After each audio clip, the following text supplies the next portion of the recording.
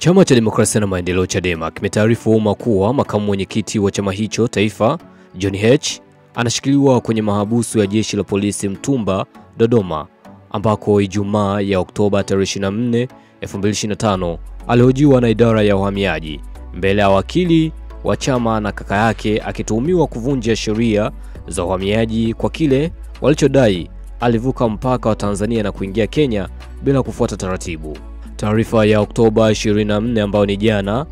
2025 iliyotolewa na mkurugenzi wa mawasiliano na uenezi Chadema, Brenda Rupia, imenukuliwa na kuelezwa kuwa pamoja na kosa hilo alilotajiwa ambalo lina dhamana, jeshi la polisi limekataa kumpa dhamana likisema kuwa kuna maelekezo kutoka juu kuwa aendelee kubaki mahabusu.